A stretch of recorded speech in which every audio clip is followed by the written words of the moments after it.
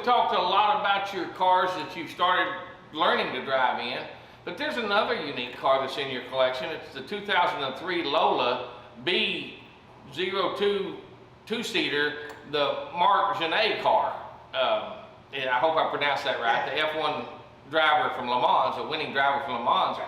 Tell us about that car. That's kind of a unique deal, especially I didn't know they had two-seaters that you could ride around in Le Mans with. So, well, I'll clarify all that. So first of all, number one is, this car's got an incredible history, and it's a very special car, and it is a one of one of this type. This is a Formula 3000, which was the feeder series into F1. And Formula 3000s, like the single-seater one we had, both of those cars were specifically designed to be the last car driven by a future F1 driver in a series prior to launching their F1 career. And so the Formula 3000s were raced on all the same tracks. They're the same type of cars. And in this particular situation, Marc Genet, who's a longtime friend of mine and in my opinion, one of the best drivers and certainly one of the best instructors in the world. Marc Genet was the Ferrari Formula One driver. He was the support driver for Ferrari for many, many years, still works there as a backup driver and as their F1 Cliente representative, meaning any private client F1 person is going to get trained by Marc Genet, but he also trains the current F1 drivers. So with Sebastian Vettel, when he was at Ferrari, when Fernando Alonso was at Ferrari, when right now with Leclerc, with Carlos Sainz and these types of people, Marc is part of their team that when they go out, he's helping them to improve their driving. He's meticulous that way. He also, though, raced previously in Formula One for BMW. And most importantly for me, he raced in Le Mans, and that was a different car he raced in Le Mans. In Le Mans, what he was racing was the prototypes, the top class of Le Mans. And he raced, when he won, he raced for Peugeot. And I've got a beautiful poster and picture of him up there. And I was there for him when he raced multiple times in Le Mans. And he won. He took 5th, 4th, 3rd, 2nd, and then eventually won Le Mans in first place for Peugeot.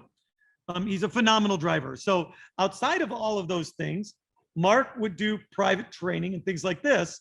And he had some very good clients and some professional type drivers that needed to get an experience in an open wheel F1 type car.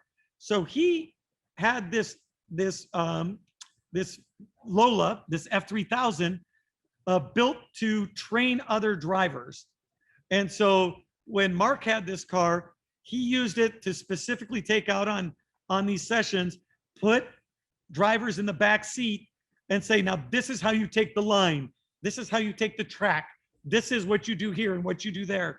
And he used it for several years as a training car, unlike the ones that you see for demos and other things out there. This car was purposely set up for Marc to be able to train other drivers. And after a while, he and I became really good friends, and we started doing a lot of racing together, and he was training me. And I really said, I'd love to have this car. And I said, because I'd love to be able to use it for my own purposes, because everybody always asked me to train them how to learn how to drive an open wheel car. And so after a couple of years of badgering him, he finally sold me the car. And I brought it to the States. But even before I brought it to the States, I took it to Barcelona. Marc came out. We took some of the doctors that I've trained in surgery and in cardiology. We took them out to the Barcelona track. We put them in the back seat, gave them the ride of their life, probably scared them half to death. Give him the ride of his life. Yeah, it was like a whoa moment for them.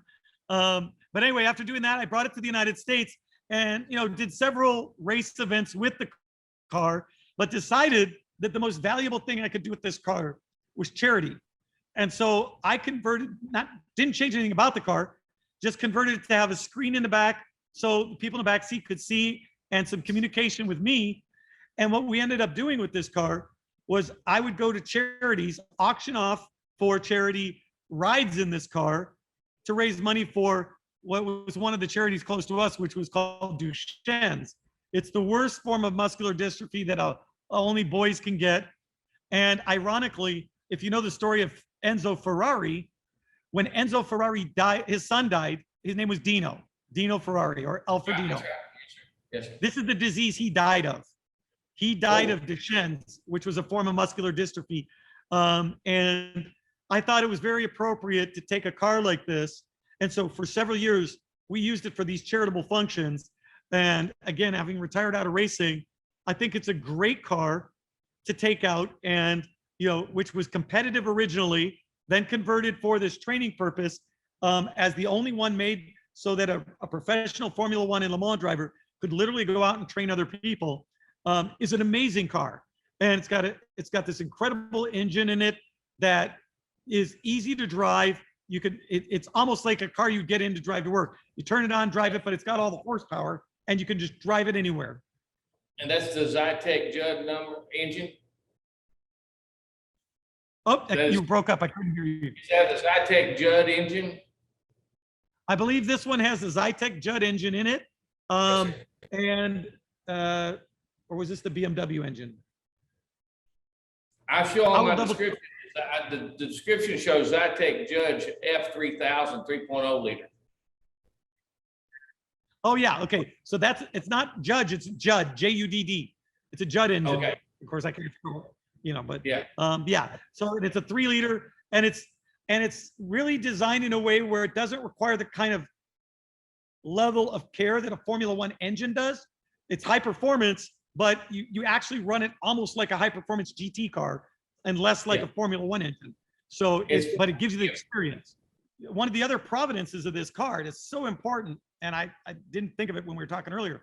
One of the most important provenances of this car is I've done development work for Ferrari, designing special stuff for the Formula One team over the years, related to things in aerodynamics, related to things in tires, and even some special equipment just for Michael Schumacher. And in my time in doing that type of development, we had been developing a very incredible aerodynamic system, and we used 2 of my cars as the test bed for the Ferrari F1 car to do this. And specifically, this Lola, both of these 2 Lolas were used for the F1 test bed for this aerodynamic system.